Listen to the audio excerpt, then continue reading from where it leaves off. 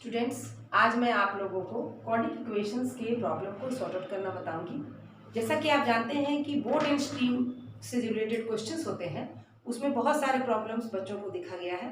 तो मैं आज आप लोगों को बोर्ड एंड स्ट्रीम से रिलेटेड क्वेश्चन बताऊंगी। सपोज कीजिए कि आपके पास कोई एक बोट है, इस बोट को आपको वेव धारा के तरफ आपको ले जाना है। तो आप इसमें पहले हम लोग धारा के स्पीड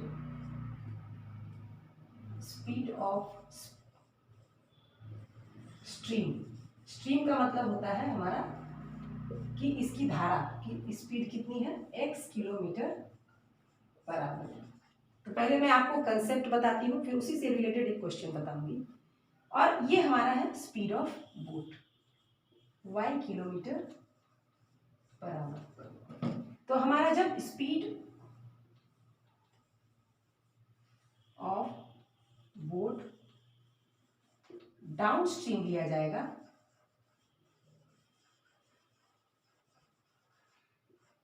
तब हम क्या करेंगे, क्योंकि वो धारा के साथ ही आगे बढ़ रही है, बोट भी उसी डायरेक्शन में है जिस डायरेक्शन में आपका स्ट्रीम है। तो आप इस केस में आपका speed of the boat down stream दिखाता है और उसको हम क्या करते हैं, दोनों स्पीड आपस में ऐड हो जाएंगे। आप सपोज कीजिए कि ये बोट अपोजिट डायरेक्शन में जा रहा है, जिधर धारा है उसके अगेंस्ट। तो ये आपकी ये धारा स्ट्रीम है, जिसको हम लोग स्ट्रीम बोलते हैं, और बोट मूव कर रही है अपोजिट में। ये हमारा हो गया x किलोमीटर पर आवर और ये हो गई y किलोमीटर पर आवर। क्योंकि ये अपोजिट डायरेक्शन में जा रही है, इसका मतलब है कि ये इसकी स्पीड ज़्यादा है, इसलिए वो इसको ओवरकम करते हुए निकल रही है। तो स्पीड ऑफ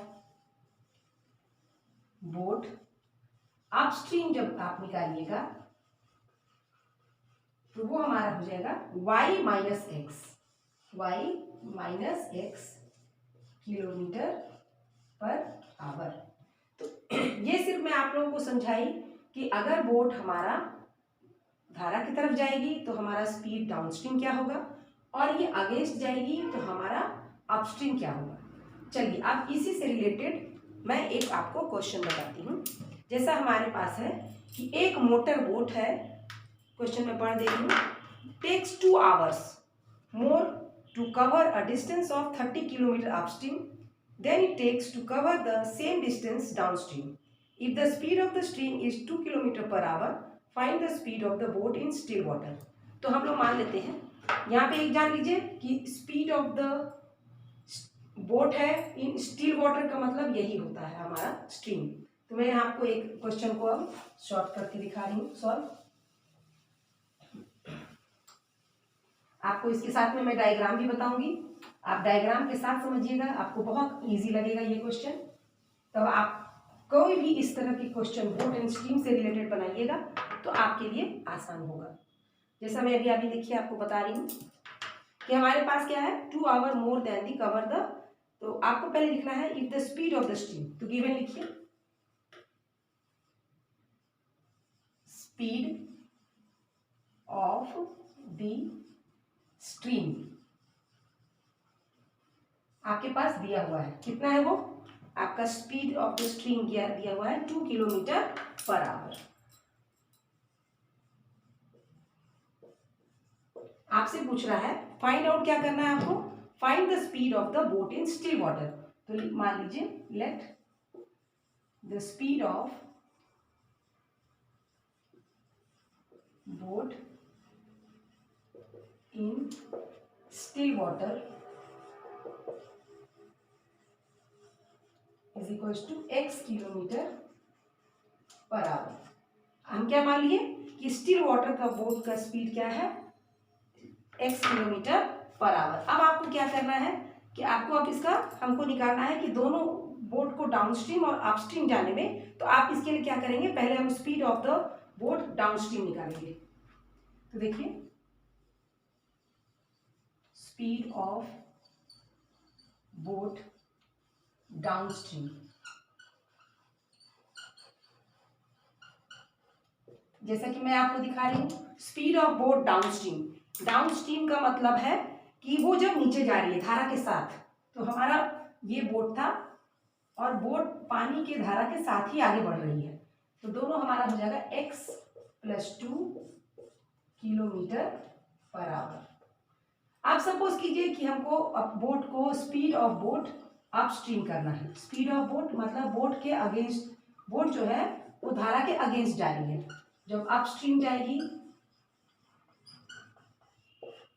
तो हमारा, आप बताइए, जैसा कि आप देख रहे हैं कि यहाँ पे हमारा x - 2 हो जाएगा, क्योंकि x क्या है हमारा, स्टिल वाटर का है, तो x - 2 किलोमीटर पर आवर, क्योंकि वो स्ट्रीम है, धारा का है, धारा के अगेंस्ट आप जा रहे हैं, तो x - 2 हो गया। अब आप स्पीड निकालिए। स्पीड जानते हैं, स्पीड इक्वल्स टू होता है डिस्टेंस बाय टाइम। हम लोग को टाइम निकालना है, तो टाइम इधर लिखेंगे और डिस्टेंस बाय स्पीड लिखेंगे। तो फर्स्ट केस में T1 जो होगा हमारा, उसके T1 जो होगा वो अपस्ट्रीम होगा। जब अपस्ट्रीम निकालेंगे तो डिस्टेंस हो गया हमारा, टोटल डिस्टेंस कितना गिवन है क्वेश्चन में, आप ये देखिए 30 दिया हुआ है, गिवन है distance is equals to 30 kilometre. तो आप यहाँ लिखेंगे 30 बाय, जब आप अपस्ट्रीम जा रहे हैं तो आपको देखना है कि अपस्ट्रीम में क्या था, x - 2। अब आप टाइम डाउनस्ट्रीम निकालिए, 30 बाय x + 2, तो ये हो गया टाइम। ये आपको दोनों टाइम के बीच का डिफरेंस दिया हुआ है, कितना है, 2 आवर्स, तो ये हमारे आवर्स में है।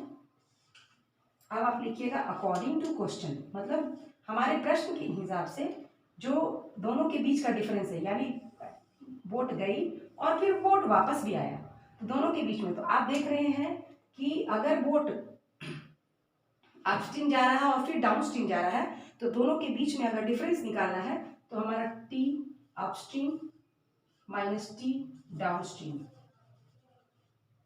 क्यों मैं T अपस्ट्रीम पहले लिखी हूँ, इसलिए क्योंकि धारा के अपोजिट जाने में आपको टाइम ज़्यादा लगेगा और डाउनस्ट्रीम जाने में आपको कम टाइम लगेगा। आसानी से आप, धारा चल रही है तो आप उसके साथ भी बैठ के निकल सकते हैं।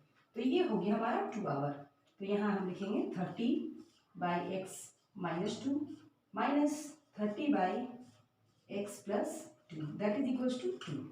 आप इसको सॉल्व कीजिए, 30 का आप कॉमन निकाल लीजिए, ये बचा हमारे पास x - 2 minus 1 by x + 2 that is equals to 2।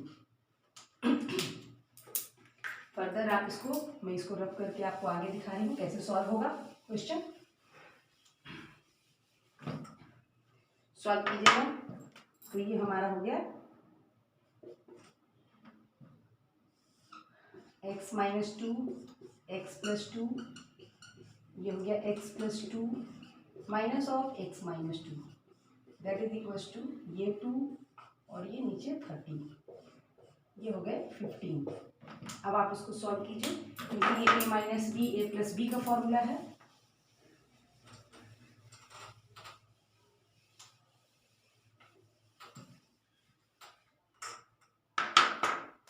तो हमारे पास क्वेश्चन बना x² - 4 x + 2, और जैसा कि आप यहाँ देख रहे हैं x + 2 माइनस ऑफ x - 2 है, तो ये -x + 2 that is equal to 1/15। Further आप इसको सॉल्व कीजिए, ये हमारा x - x + x कैंसिल हो गया, बच गया आपके पास 4।